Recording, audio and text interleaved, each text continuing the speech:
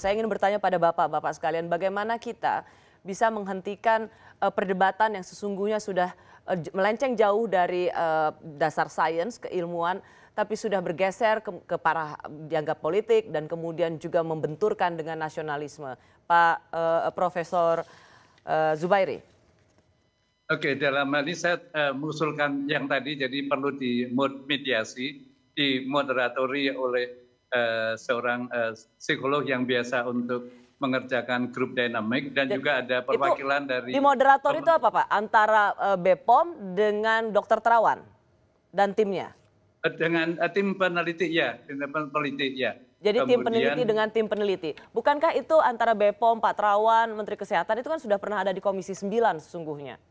Kelihatannya tidak cukup kan, masing-masing kan merasa tidak terjadi komunikasi yang baik, ya, dianggap keputusannya tidak pas gitu ya. Jadi memang, dan kalau melihat dasar teorinya kan sebetulnya ada, namun yang dimasalahkan kan proses penelitiannya ini. Jadi proses penelitiannya ini saya kira perlu ditengahi. Ya, kalau ini menyangkut ego, rasanya harga yang begitu mahal untuk untuk Indonesia. Prof Nidom. Ya, jadi artinya bahwa sebetulnya begini, saya menghargai bahwa BPOM itu memang harus kekeh, harus punya otoritas di dalam hal mendampingi obat dan vaksin di Indonesia. Tetapi BPOM juga harus selalu ingat bahwa terjadi dinamika dari penelitian-penelitian yang kadang-kadang sudah nabrak terhadap SOP-SOP. Saya melihat satu hal yang perlu segera dipertemukan, yaitu proof of concept dari kedua belah pihak. Jadi kalau misalkan apa maunya dari tim peneliti, kemudian adakah protokol yang ada di BPOM? Siapa yang bisa mempertemukan itu menurut Prof Nidom? Waduh, ya artinya bahwa ya kalau perlu Mbak Rosi lah yang mempertemukan. Mbak Rosi. Iya, saya pikir Mbak Rosi lah yang Mbak Rosi mempertemukan lah sebagai jadi terbaik itu sudah ada patokan satu hal, yaitu proof of concept. Jadi keduanya saling berbicara, proof of concept-nya dari peneliti apa, yang sudah digariskan di BPOM apa. Saya terus terang saya miris juga dengan data yang dari usernya BPOM itu diuraikan kepada masyarakat. Sekarang sudah seolah-olah bahwa vaksin Nusantara itu mengerikan dengan mengatakan bahwa 71% yang tidak safety. Itu yang tadi Anda katakan BPOM berlebihan. Padahal itu cuma satu yang meningkat kolesterolnya. Oke. Kan itu. Jadi kadang-kadang ini ada apa sebetulnya negeri ini kan gitu.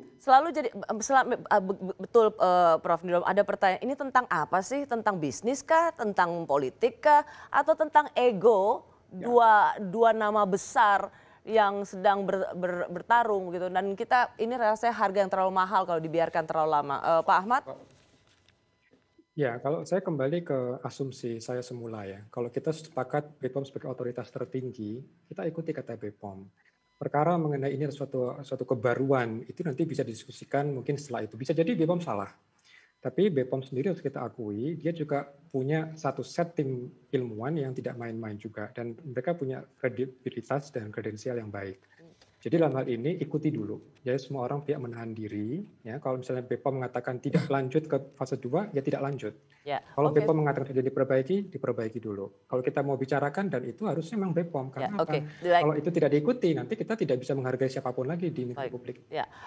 Bung Melki, bisakah kita berharap Komisi 9 juga menjadi juri yang adil? Terlepas bahwa Anda sebagai pribadi mau menjadi relawan vaksin Nusantara, tapi Komisi 9 bisa jangan take sides, berdirilah di tengah untuk sehat bersama.